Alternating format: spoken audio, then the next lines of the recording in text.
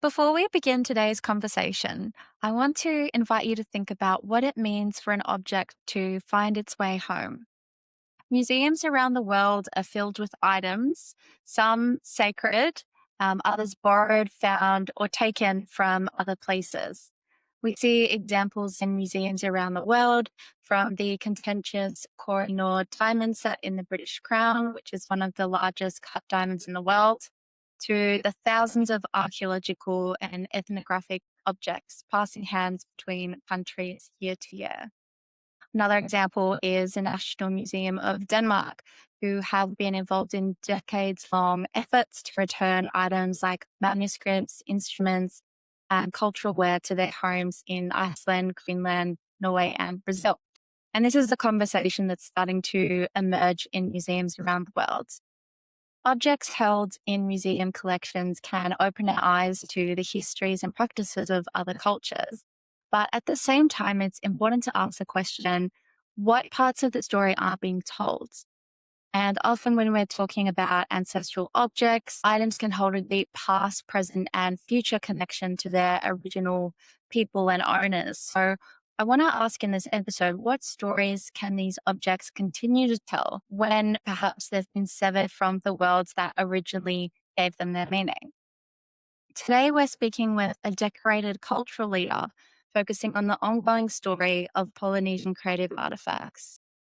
Miriama Bono was born and raised in French Polynesia, training in architecture in Paris before returning home to reshape how Pacific heritage is preserved and shared. As a painter, curator, museum director, and podcaster, Miriama engages deeply with place-based storytelling and environmental stewardship, including promoting the voices of young artists. I'm Jess Coldry, and you're listening to episode 6 of Art Strategy Impacts, the podcast bridging disciplines to reimagine how we live, build, and belong in harmony with nature. Today, I'm recording this episode in Australia on the lands of the Wurundjeri people of the Kulin Nation. I pay my deep respect to their elders, past, present, and emerging, and acknowledge their continuing connection to country, culture, and community. This mini-series on ocean governance is generously supported by the Australian French Association for Innovation and Research.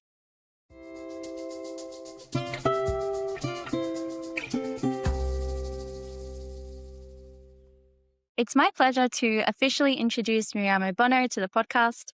Miriama has been awarded some of France's highest national honours, excuse my pronunciation, but these honours have been at the knight level, including the Ordre National de Mérite, Légion d'Honneur, and Ordre des Arts et des Lettres, recognizing a transformative impact across public leadership, service, and cultural influence.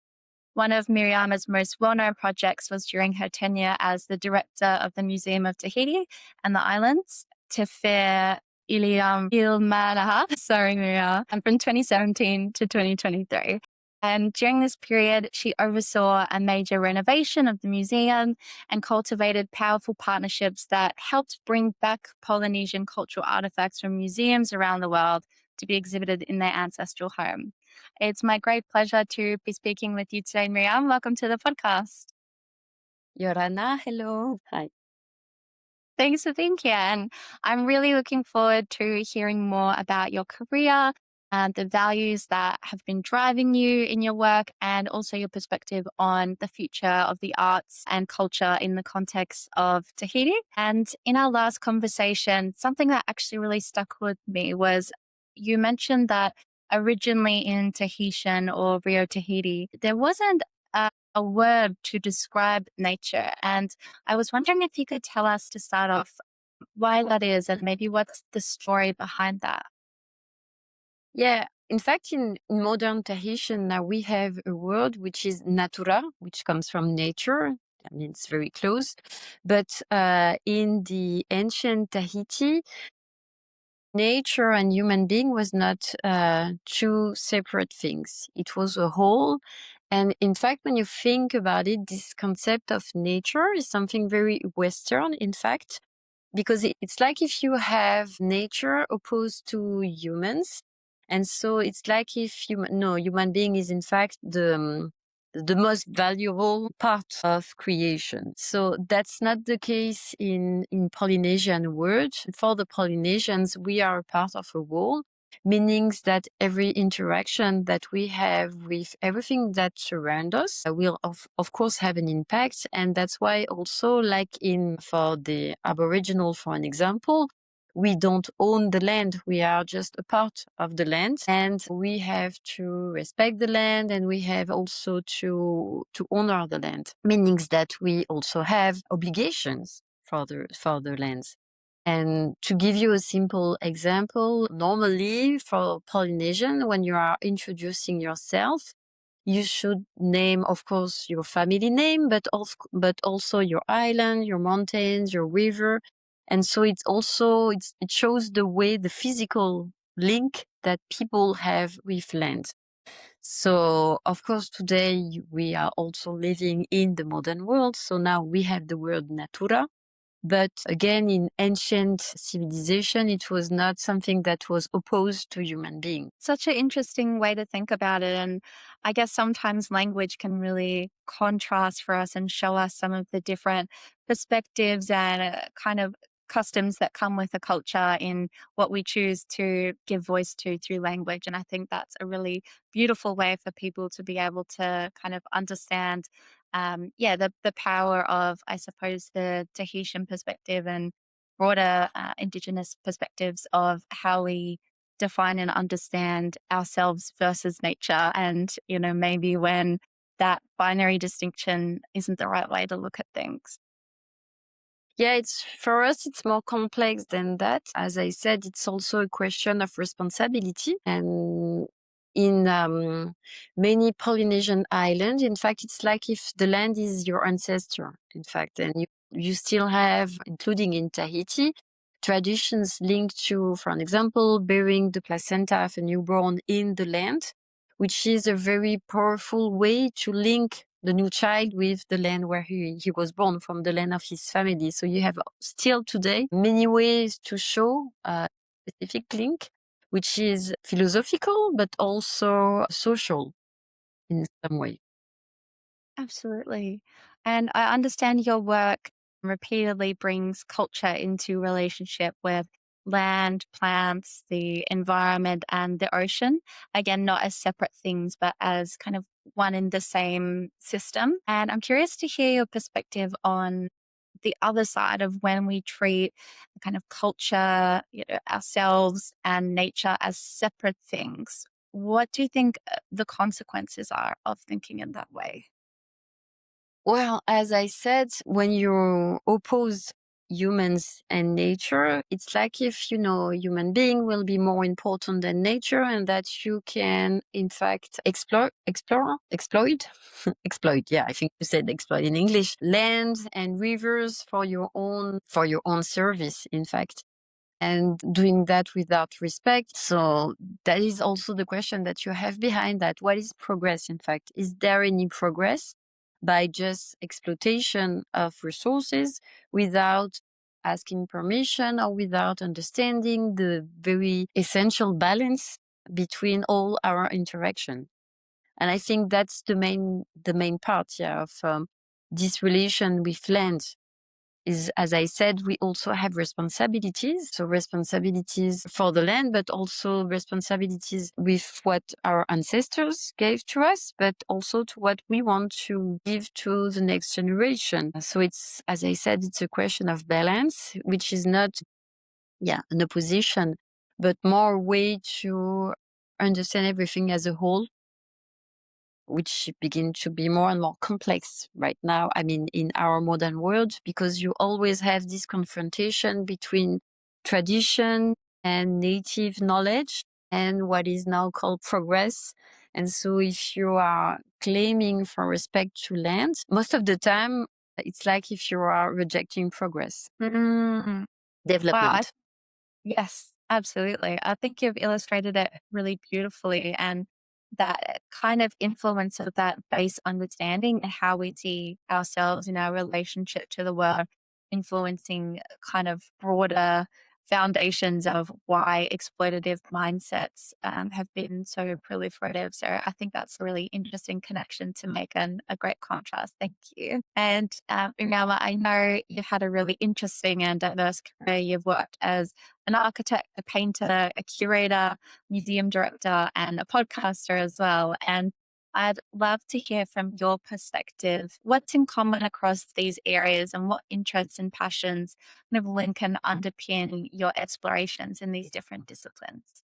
Well, I think it was first linked to a lot of curiosity, a lot of passion for storytelling, and a wish to pass it also through the youngest generation. When I was a child in French Polynesia, it was quite difficult, in fact, to know about our own history. I mean, I've learned as we are a French territory, so we are in French system. So when I was at school, I learned French history, which is interesting, of course, but I never learned about stories of the Pacific. Never learned about the story of French Polynesia. I never learned how we became a country, and also never learned about all the interaction and the links that we have with other Pacific islands. So it's something that came after when in fact, quite interestingly, when I've been studying in Paris, that I realized that first I was an islander, but also that, I mean, we had a common history with other nations in the Pacific. And so this brings me to a lot of questions and questioning people in French Polynesia, but also reading books, articles, and many, many things. And that's how I understood how important it was, in fact, for us as people in the Pacific, as Tahitian, to understand our own history. Of course, we cannot change the past, but to try to deal as the best we can with the future, we also have to understand how things happened and why now we are French speakers, why we are living in the middle of the Pacific without any more connections with other islands in the Pacific, and so on. So um, all my all the things that interested me, I mean, like podcasting or being director of a museum or even curating exhibition, was really linked to that curiosity and also to this wish that for my kids, for an example, but also for all the young people in French Polynesia, it will be easier now to better understand our situation, but also our history, our ancient traditions, and how we can, deal with all of this complexity in this modern world. So yeah. I know that when you look at my background, it looks like, without any real goal or sense. But in fact, there is the path that I can see through all these activities.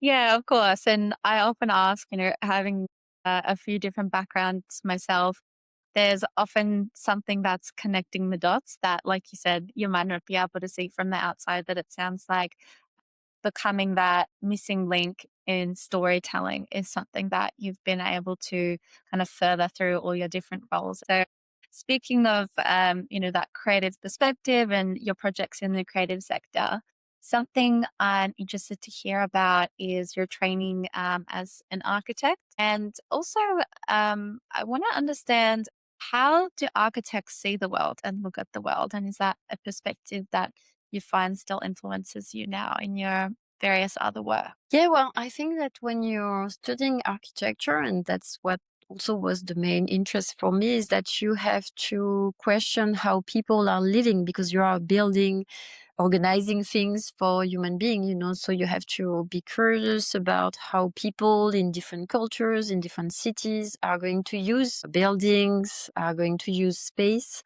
And so, yeah, you have a kind of curiosity about how, habits, bad habits, and good ones, because you also have to deal with that and to question that. And so trying to think as an architect coming from an island was also quite challenging, because of course you also have to deal with resources. You also have to deal with substability. You also have to deal with narratives that can be quite different, because normally, I mean, in the Western concept, when you are building, you're building for years. I mean, 10 years, 50 years, 20 years, a bit for a long period, which is in fact in the opposite of what you will normally do in Polynesian islands. Our ancestors used to build for few months, in fact, because of the climate, because they will move from island to island.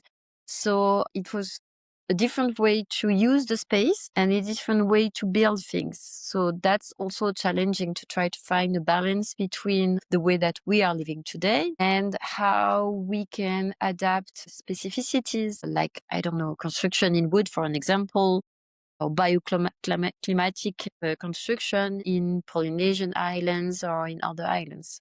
So it's really, I think that architecture is mainly about questioning habits, questioning way of life, and trying to deal with very complex issue to create a better, yeah, better understanding for humankind. Yeah, I think, I hope. Beautiful. And so do you see that as sort of a responsibility to create a space where people can act and experience things in different ways and break those bad habits, sort of? Yeah.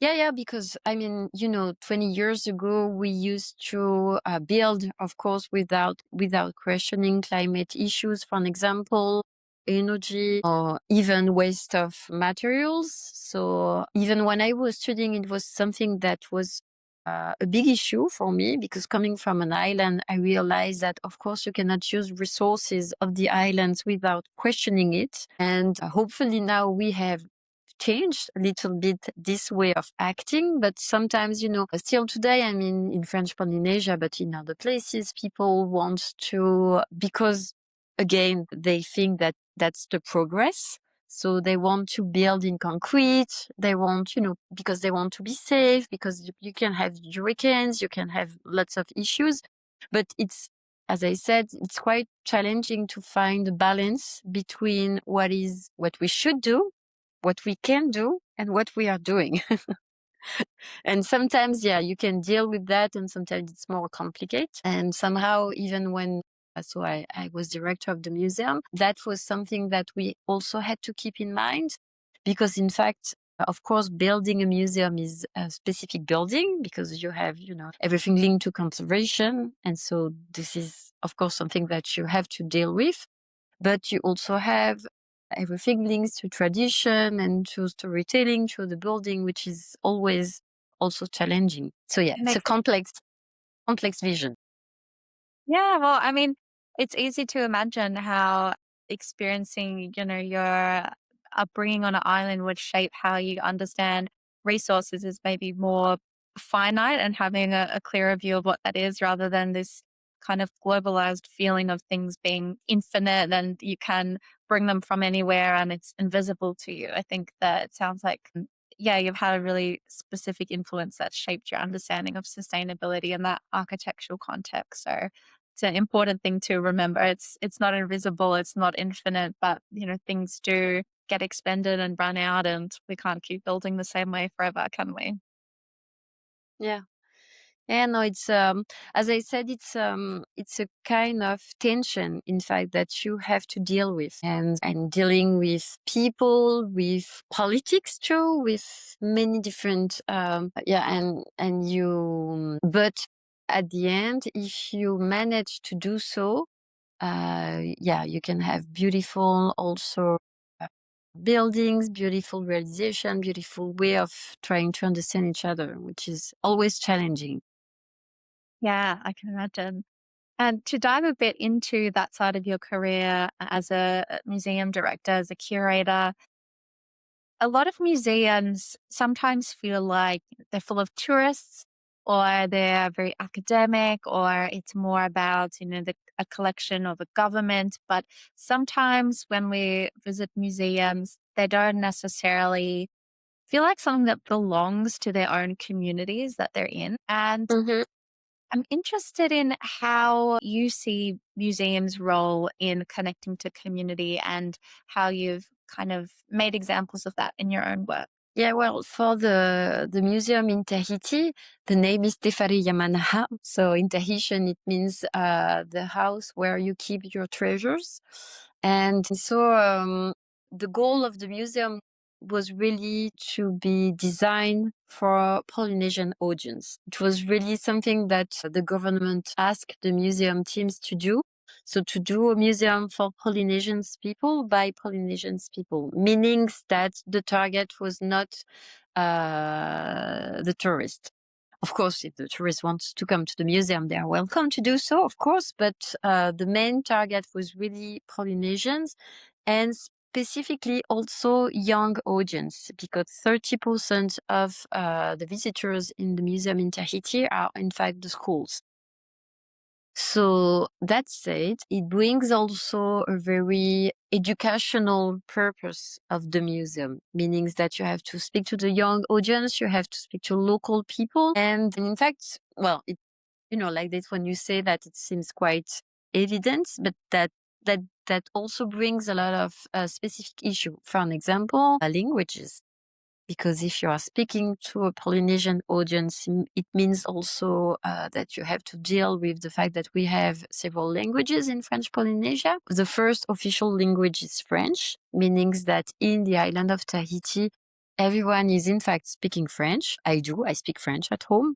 But you also have, of course, to highlight the native language. And so the first native language is the Tahitian, but you also have other languages in other islands, like in the Marquesas Island, for an example. So we also have to think about that. And as I said, of course, we are a touristic island. So it was also important, of course, to have English. So that said, it means that all the labels will be at least in 3 languages.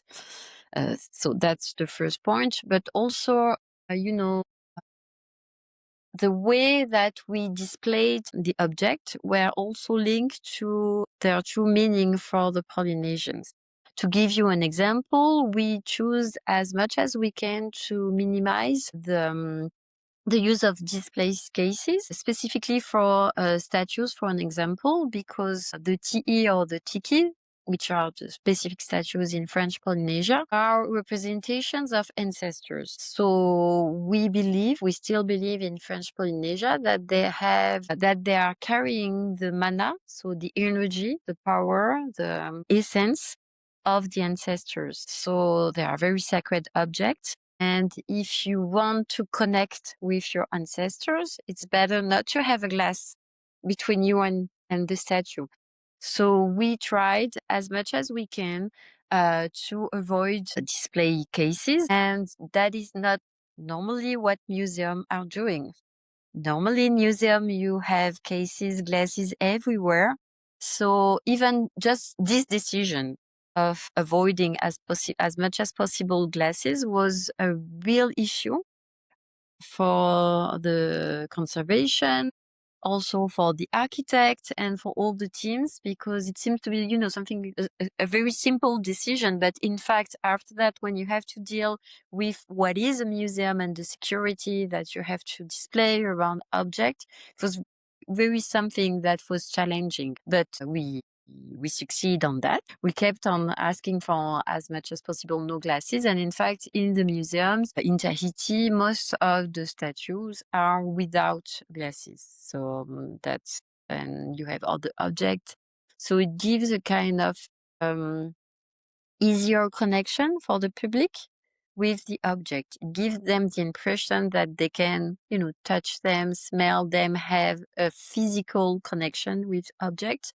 Of course, they cannot touch them, but it just, from a physical sensation of proximity. And that's really an example of how you can create a museum that will, highlight a real connection and respect from native perspective and for native beliefs. But again, it brings tension, it brings lots of storytelling, it brings lots of technical issues, but I really do think that it's worth it. So yeah, it's a way to illustrate how you can do.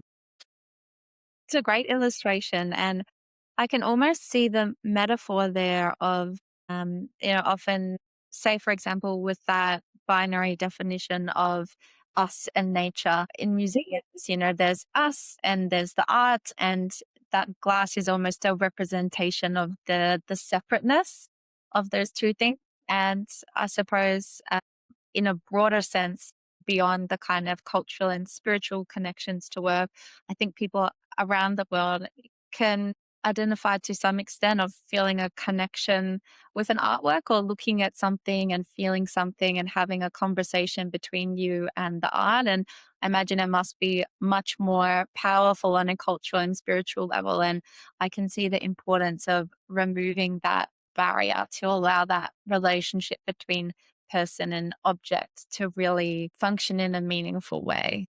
It's a great Yeah, of metaphor. course. I think it's an evidence for Polynesian people, but it doesn't mean that Western or non-Polynesian people cannot understand the deep meaning of this connection and cannot respect it. That's what we thought. That if you can show that they are not just object, they are not just collection, they are not art, they are more than that. They are representation of ancestors, they are beliefs, they are also things that have been lost and that we are recovering, that we are highlighting now, that we are questioning right now.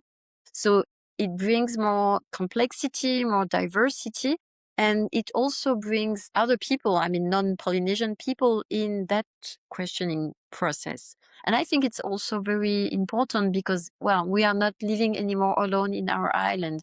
We have visitors, and also, we have internet. We are also questioning the rest of the world. So it's an ongoing question. And I think that it's also a way to include other people in this question, even because now in French Polynesia, of course, you have native people, local people, but you also have French people who arrived 20, 40 years ago, who are now living in French Polynesia, who are also part of the society and who can also act in this recovering process in many ways. So that's also a way to share that. As I said, it's always dealing with complexity and it's always challenging. But I think also that if it is a goal of museum, a museum who is highlighting culture and history must go deeper and must also try to include every questions without all the time having answers. What you can just highlight things and let the public, let the audience find answers to all the questions that we all have. It's as human beings. It's a fantastic way to think about the future of museums. And as we spoke about in our introduction today, another piece of that puzzle is about objects returning to their home. And I know Mhm. you're part of some of these projects and partnerships firsthand, particularly through your role during your time as the director of the Museum of Tahiti and the islands. So, could you share with us a bit about your experience overseeing repatriation efforts during that role that you had? Yes, well, as you can imagine, it was a long process involving a lot of people, of course, and involving also politics because, when you are speaking about return, about repatriation, about all these issue links to heritage now, you cannot do it without a very strong political support for lots of reasons. One of the most evident one is because it costs a lot of money, so you have to need to have the support of politics. But also because it's not just something asking for return. It's not just something like museum can do. It's something like that we can do as a community, as a collective, to ask for return. So it was, of course, very challenging. And also, it's a dialogue that you must have between institutions, so between several museums. And in fact, most of the times, museums in general are quite open to those questions, are more and more open. In fact, it's getting easier because, I mean, people working in museums are curious people, are most of the time respecting the object that they are keeping. But on the other hand, you also have to care for the security, for the conservation, for many, many complex questions. So the issue is not so easy, in fact. So again, it's a question of balance. And also because you have to consider that, of course, and that's the case for French Polynesia, for an example, we have thousands and thousands of objects being spread all around the world, mainly in Europe, but not only. You have Polynesian collections in New Zealand, for an example. I mean, Tahitian collections and collections from French Polynesia in New Zealand, in Australia, in Hawaii, in many, many countries. So somehow it's impossible to have returns of all the collections. So you have to make choices. And of course, you have to make choices and to deal with first, again, financial support, but also to try to have returns that have meanings for populations that can also bring answer to young people, to schools, to and also arts, to artists, through many practices. For an example, it was also a very complex question. So we had in French Polynesia, for the reopening of the museum, we have 20 objects coming back. Most of them were in long-term loan, meaning that it's not a repatriation. It's long-term loan, so it's a return for 6 years. It depends of the object, but for many of them, it's for 6 years. And we choose those objects through, for an example, the sacred purpose of the object, or also through, for some of them, they were done with specific knowledge that we have lost. So it was also interesting to have this object coming back home so that modern artists and keeper of knowledge can question them and try to reproduce them and try to study them and so and so. So, and that's what they did. So yeah, it's a really complex relation again. And it also comes with a lot of, questions, of course, linked to colonial history and to belief too, because most of the objects from French Polynesia that are now overseas were given by the population to the priest, for an example, or as gift to Captain Cook and so and so. It's also a question of what is the value of this gift? What is the value of these exchanges? Why do you give a statue, for an example, as proof, as a renouncement to ancient beliefs and so and so? So it was also challenging to go deeper into this storytelling, which is sometimes painful for the communities, sometimes very difficult still today to accept. But again, that's a part of our history. So it was also important to deal with all those issues. Wow, it sounds like a lot of practical work to make it happen, but impactful on local kind of identity and knowledge and reconnecting and sometimes maybe, yeah, for the first time grappling with colonial stories in a very like physical way and seeing those objects that were a part of those interactions. And yeah, with Captain Cook, wow, I can't imagine the kind of like story that an object like that would hold and what seeing it would feel like. Yeah. Yeah, and I mean, still, even for me, in that process of return, I learned a lot again about our own history, things that I don't know if they were hidden, but in fact they were untold and only few people knew about them. So it's also something that I think we have to deal with, to talk about this period, to talk about our colonial history, but without, you know, without opposing, Western and Polynesian, without being too binary, without, just to see the fact how things happen, why our ancestors did some things and so, and to accept them, to go forward, in fact, because we have to deal with that today. And that's also a part of how we can, I think, try to build something safer, something better for the next generation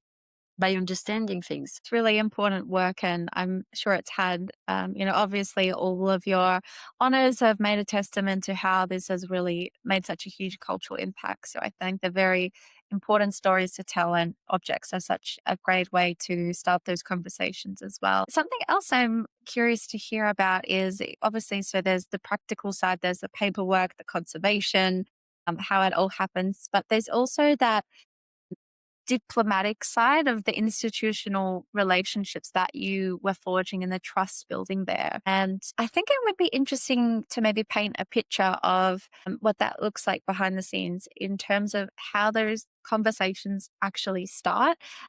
Before you've secured a loan or talked about repatriation, how does that initial interaction work when you're building relationships with institutions overseas? Well, in fact, it's like, I mean, human interaction. You need to have trust, meaning that you have to speak together. And so what we did, and I say we because, so of course it was with the team of the museum, but also with the Minister of Culture of French Polynesia. We went to Europe, to London mainly, and to Paris, of course, and to meet the people and to explain why we wanted to have returns for the reopening. Of course, for the symbol, because that's a huge symbol, but also for all the reasons that I just shared, for the meaning of the object, for how it can help new generation and new artists to better understand knowledge of our ancestors. And so it's truly about trust and building a relation. I think that speaking with together is, the most important part, because all the rest, I mean, the paper, the financial support and things like that is just the job that you have to do. But building trust, building respect, building relation is in fact the most difficult part. And that's also interesting because, in Tahiti, we are very positive and sometimes very naive people. So, for an example, when we met teams in Europe and they said, well, perhaps we are going to think about it, for us, it was okay, that's a yes. But in fact, it was a perhaps. But as we are very positive and we trust in ourselves, so we didn't really see where was, for us, it was no problem. You said perhaps, so let's go. The process is on the way. So it shows also, how language and policy can be different from countries to countries. As soon as, in fact, as I said, the most difficult was to build the relation. And when we had trust, I mean, when the other institution realized that we can handle the situation, that we will build a safe museum with good condition to have to show the object, and that we can, I mean, we can do a modern museum in French Polynesia. After that, when we have built that relation, in fact, the rest was easier. It took time, of course, because that's a lot of work. And of course, it's not that easy to move objects. You have to build specific cases. You have to, yeah, it's process in museum can be quite complex, but that's just a process. I mean, it's like doing anything else, building aircraft, or building a ship, or it's just a job that you have to do. But yeah, the most difficult is to build the relation and to Okay. show that we able to have those objects back. So it sounds like you really connected initially over the purpose and impact of the project. And then you built the trust through kind of working through the risk management and sort of showing that um, passage of care would be there. And then the kind of further steps and contracts and all those other bits and pieces kind of just followed off that foundation that you built. Yeah, exactly. Yeah. It's better. Easier said than done. And in this season of Art Strategy Impact, season one, we've talked a lot about ocean and cultural lenses on the ocean. We've talked about who is the ocean, what does it mean to have a connection with the ocean, and how do we protect it. and through your work, but also just your perspective as a person, do you have any specific sort of perspectives about the ocean, and do you have a personal connection with the ocean? Yeah, well, as I said, I was at first when we start talking, as I spoke about land, but in fact, ocean is for us a part of the land.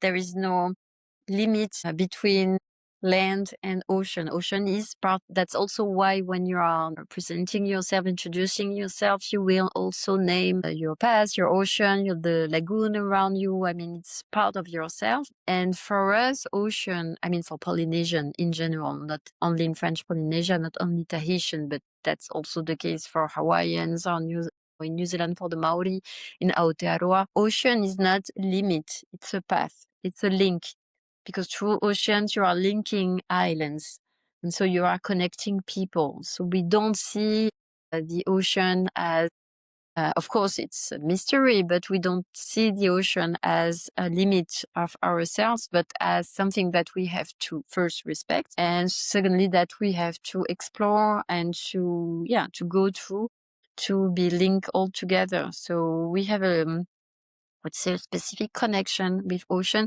It is something very interesting that even if now, in the Pacific, we all have a different history, different colonial history. We all speak different languages, but even if you still have the Polynesian languages, and in all those languages, the ocean will always have the same name. It's always Moana. Moana is a word that you can understand in Tahiti, in Hawaii, in Eastern Island, in Aotearoa, New Zealand. And I think it's something amazing that, through all those years, through this history, through the migration, the ocean always kept the same name. I think it's wonderful. Yeah. That is So wonderful. now we are representing ourselves. Usually, we are trying not to use the word Pacific because it's a Western name, but to use the name Moana, which is how we name our ocean. So it shows this disconnection for the Polynesian with ocean. And well, all the islanders, we are surrounded by the sea, we are surrounded by the ocean. So we are ocean people. It's one of the first things that we are learning when we are kids is to swim or to surf or to paddle, to have this physical connection behavior with ocean. Because when you do so, when you're surfing and when you're paddling, you learn that the ocean will always be stronger than you. You're just a part of something, and that you have to respect also the power of the element. So that's also something that is quite important for us. Yes, the ocean is very powerful. Yeah. A few people I've spoken to on the podcast had kind of talked about an early fear of the ocean and wanting to kind of respect it in some ways, regardless of their perspective. I think there's always this reverence for the immensity of the ocean and the kind of power that it holds, even for a kid playing on the beach, you kind of learn it's this big, powerful thing. And I think respecting it and understanding it as a connector is a really important way to think about its role. And Miriama, you currently run the podcast Tahitian Talk in French, and you're continuing your kind of work and curation and exhibitions. And you mentioned earlier you have a special interest in Australian and French Polynesian youth. So, what is next for you, and what are you focusing on in that space of youth and working to help acknowledge unseen talent in the arts? I'm working on many different projects, but the one who is the most important for me right now is to work as a curator with young Polynesian artists and to highlight first their talent, but also to help them to travel and to have exhibitions all around the region, because Tahiti is wonderful, of course, but it's a small island, and we need to, I think we need first to share our storytelling, but we also need to share it with other nations. We need to get into this conversation with other artists, and also because we have to challenge lots of representation also about Tahitian art. For most of the people who know a little bit about French Polynesia, for them we are mainly just dancers. So Tahitian dance is beautiful, of course, and quite interesting, but we can do other things. We have a lot of sculptures, we have a lot of painters, we had a lot of very young artists starting to act like performers, for an example. And so that's really something that I want to highlight because I think we have things to say and we have things to share, but also because I want them to be part of the process that is now happening, I think, in all around the region, including in Australia, in questioning our history, in questioning perspective, and also in questioning how we can do better, how we can act better, how we can respect lands and respect people and respect knowledge, and try to have better responses. So it's something very challenging, and I think also very important, not just for Polynesian, but for all the humans on Earth, that we have to question all of this. And I really want Polynesian artists and Tahitian artists specifically to be part of this conversation. I think it's really important. So yeah, that's what I'm trying to challenge. And actually, in a very interesting way, since I've been working, in the cultural industry, in the cultural world since more than 20 years, but I can feel since 4 or 5 years, there is a lot of interest in Australia for all these native perspective and all the stories of the Pacific. So maybe I think somehow Australia is more now open to this side of the ocean, to the Pacific side. And so, yeah, I think that it's the good moment. There is opportunities for Pacific people to exchange with Australian artists and intellectuals and scholars. So it's the good moment to do it. And I'm working on many artistic project with Australia now. So yeah, hope that all of this will be highlight in the next year. That sounds very exciting. Well, thank you so much for all the work that you're doing to enrich culture and all this fantastic perspectives that you've brought today. So thank you so much for coming on the podcast and sharing your time with us today, Miriama. Thank you, Jess. Thank you. Guru.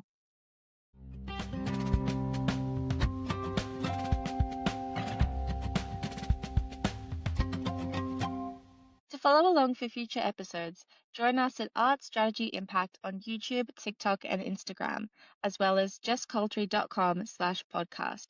That's JESSCOLDREY.com/podcast. Thanks for listening.